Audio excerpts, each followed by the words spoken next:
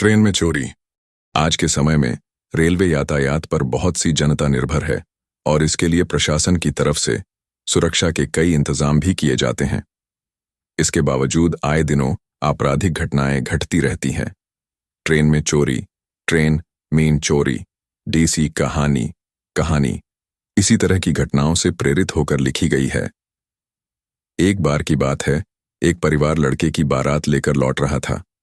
बारात में शामिल महिलाओं ने बहुत से आभूषण पहन रखे थे।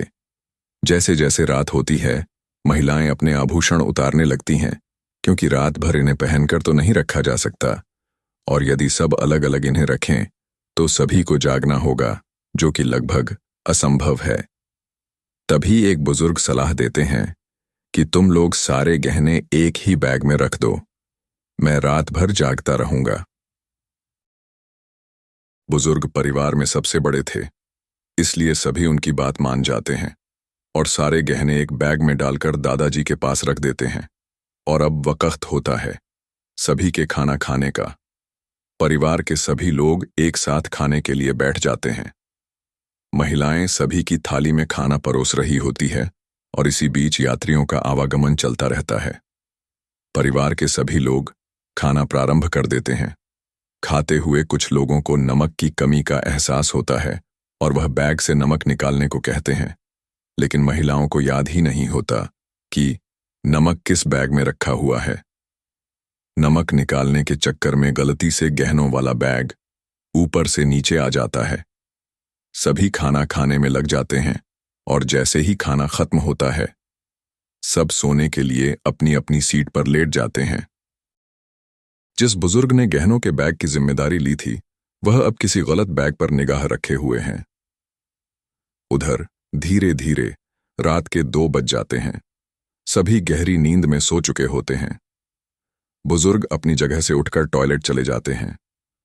उसी वक्त एक रेलवे सफाई कर्मचारी आता है और सीट के नीचे रखे हुए गहनों के बैग को अपने कपड़े में दबाकर धीरे से ले जाता है।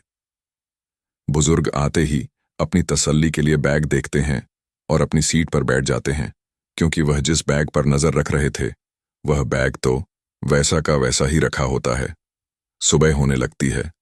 धीरे धीरे सभी जागने लगते हैं। अचानक एक महिला की चीख सुनाई देती है। सभी भागकर उसकी सीट के पास पहुंचते हैं तो पता चलता है कि गहनों वाला बैग चोरी हो चुका है। तभी वह बुजुर्ग उस बैग को खोलकर देखते हैं, जिसमें वह रात भर से नजर रख रहे थे, तो चौंक जाते हैं, क्योंकि उसमें तो बच्चों के कपड़े ही थे। परिवार के सभी सदस्य पूरी बोगी में सभी यात्रियों का बैग चेक करने लगते हैं। इसी बीच रेलवे पुलिस के जवान आ जाते हैं और वह भी इनका सामान खोजने में मदद करने लगते हैं। तभी एक महिला बताती है कि रात को एक रेलवे सफाई कर्मचारी आया था। पता करिए कहीं बैग वहीं तो नहीं ले गया।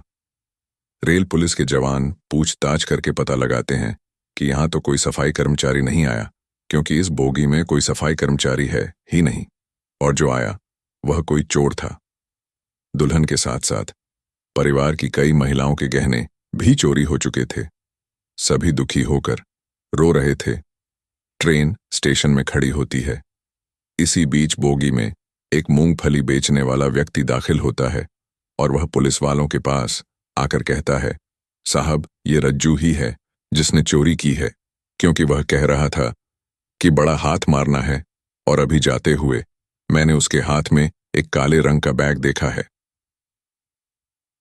पुलिस वाले परिवार से बैग के रंग के बारे में पूछते हैं तो वह भी वही कलर बताते हैं जो मूंगफली वाले ने कहा था। चोर का पता चलते ही परिवार के लोगों में सकारात्मकता दिखाई देने लगती है। पुलिस वाले स्टेशन में उतरकर लोकल एरिया में जाकर रज्जू को गिरफ्तार कर लेते हैं, लेकिन जब रज्जू के बैग की तलाशी ली जाती है तो उसमें गहने नहीं मिलते।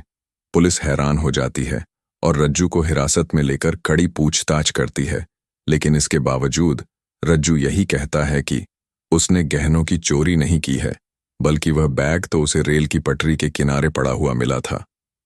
तभी पुलिस टीम में से एक व्यक्ति को शक होता है, कहीं मूंगफली वाले ने गलत जानकारी तो नहीं दी है। पुलिस के जवान मूंगफली वाले का पता लगाकर उसके घर पहुंच जाते हैं और जब उसके घर की तलाशी ली जाती है तो उसके बर्तनों में बहुत से गहने छुपे होते हैं। पुलिस को सारी कहानी समझ में आ जाती है। यह मूंगफली वाला मौका ए वारदात पर इसीलिए पहुंचा था ताकि सभी को गुमराह कर सके, और हो न हो इसी ने वह बैग खाली करके रेल की पटरी के किनारे फेंका था। पुलिस की सख्ती देखते हुए मूंगफली वाला अपना गुनाह कबूल कर लेता है और हाथ जोड़कर माफी मांगने लगता है, लेकिन कानून में किए हुए गुनाहों की सजा होती है, माफी नहीं। यह बात मूंगफली वाले को समझ में आ चुकी थी और इसी के साथ कहानी समाप्त हो जाती है।